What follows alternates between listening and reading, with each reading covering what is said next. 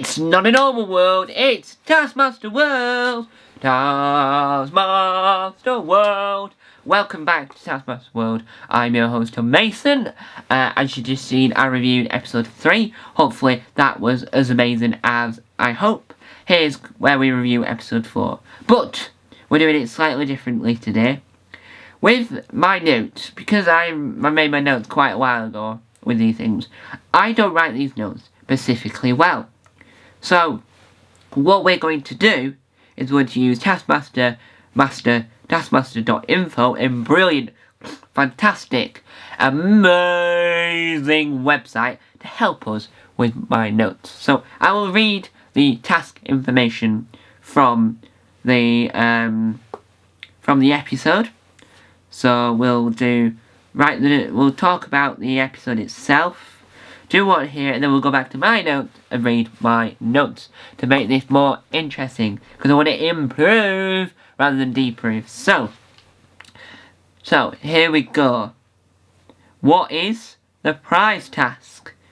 Well, sadly, the website does not introduce the prize task onto the website, which could be something he could add.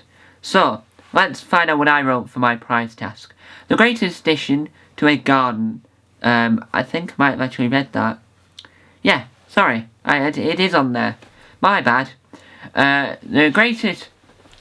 Bring in the greatest addition to a garden. John initially claimed he brought in a maze, but then he admitted that he actually just brought in a single tree, a special type of tree that spelled L-E-Y, L-E-Y-L-A-N-D-I-I, tree, often used in the creation of hedge mazes. Greg awarded the tree 3rd place. Sarah brings in a couple of works by Shakespeare, which she says she's taken into her garden every time it's sunny. After Greg's initially unimpressed response, she salvaged her prize by admitting that she uses the book to keep her Magnum ice cream wrapper from flying away, rather than for reading. Greg awarded her 1st place for making the bard relevant to modern audiences. Well done, Sarah. Dara brings in a thermostat, which he provides that he often advertised in model in 1920s France, as it features an illustration of a man holding a bottle of olive oil who looks remarkably like him. Greg awards him 2nd place. Fern brings in fancy outdoor pizza oven. She then admits that she doesn't really enjoy spending time in her garden because she lives in an area of South London where she is over here something inappropriate, arguing, and women head and something else inappropriate. If she goes outside, Greg awards the pizza oven last place based on the fact that it looks like Fern has set fire to it outside of it. Munya brings in a representation of a blackbird he named Smooth Rupert, who he met when he was moved to Norwich from Zimbabwe. Smooth Rupert is wearing a red basketball cap and a giant golden melon.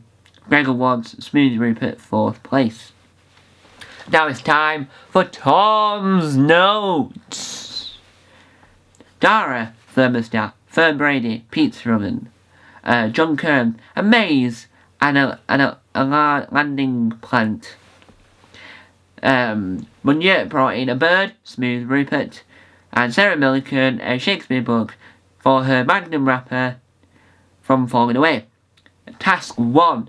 Turn. And who did I think had the best prize there? Sarah Milliken.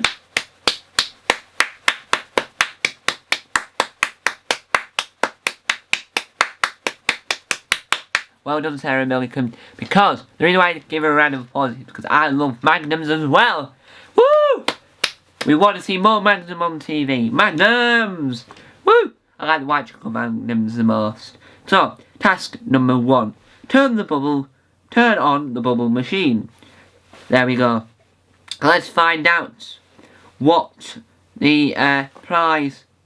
Let's see what the task is really called, because I write it down but I miss out certain words by accident. Turn on the bubble machine. Turn on the bubble machine. Turn on the bubble machine. You may not step off or move the doormat. Fastest wins. Your time starts now. Task notes. The task takes place inside the plastic dome where the task brief is found on a table alongside a bubble machine.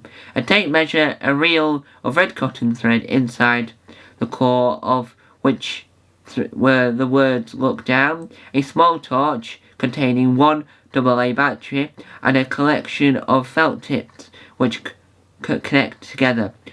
Also, in the dome is a doormat, a dressing gown, inside the pocket of which is the power pack for the bubble machine requiring 3 AA batteries, a remote control car with 2 AA batteries on top of it with the text look down written on them, the remote control for the car hidden on the underside of the table, and the mains power cord for the bubble machine's power pack hidden in the floor beneath the table.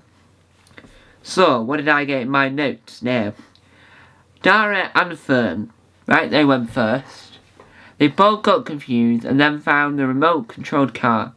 There was a third AA battery missing, and they were very angry. John Kearns. He got confused and could not see the battery of the toy Munya. He got confused and then tried to make a screwdriver out of a coat hanger.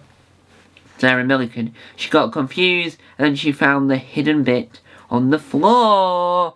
Hidden bit on the floor. There you go. So, who did I think did really well in this task? Clearly, Sarah Milliken did very well in this task. She really did do very well. Because at the end of the prize task, she earned 5 points. At the end of the task 1, she earned 5 points. I'll say it again. She earned 5 points at the end of that task. Task number 2. Get in the trampoline. Dara Brian went first. He thought logistically, but then he failed a bit of the task by missing the barrel lid. Right? What is the actual task called? Get the tarpaulin into one of the containers. Tarpaulin and trampoline aren't spelled very similar, so I don't know why or how I made that error. Get this tarpaulin completely in one of the containers. You may have a maximum of 5 minutes, and you must select your container before touching the tarpaulin. Also, you must tidy everything up within those 5 minutes. Smallest container successfully filled with the tarpaulin wins. Your time starts after you've selected your container, and you must select your container within the next 30 seconds.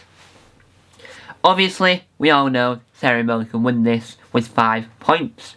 I do think this is a good task because it shows that Munya thinks a bread bin would work. Clearly, it didn't. So, task number 3. And if you're probably wondering, Tom, you're rushing through this. Well, no, I'm not. I've been doing this for 9 minutes. But I wanted to give my reviews, and I want to fix these reviews and make them more interesting, which we can do over time. But at the moment, we already know that Sarah wins. So I want to tell you that it's a miracle, because this is probably the first episode where someone's been winning 5 points on every task. Task number 3. Write down 5 wonderful words. Task 3, part 2. Write a classic song which must contain 5 words you've written down. The music from all of these was amazing. John sung a song about oranges and curry. Third, in my opinion, was... Well, she was understandable after someone made a lyric version, and then I realised I wasn't really paying that much attention, and I understood completely what she was saying. It's just I didn't hear properly because my hearing's not that great. So, my own fault. Sarah could not watch her video about she was quite shocked at her own attempt. Dara sang a song about Greg. Munya did a rap. Sarah won 5 points, and she won 5 points all episode. The live task. Throw your egg and your spoon. They all did well. They all did it once and they all did well. The winner of the episode was the one, the only, Sarah Millican! Well done, Sarah Millican. Thank you guys for watching. Go and check out my review of episode 5 after this, because this is going to be the next one you'll see. Thank you guys for watching. Remember, keep tasking. Bye! Hello everyone, please subscribe to Taskmaster World.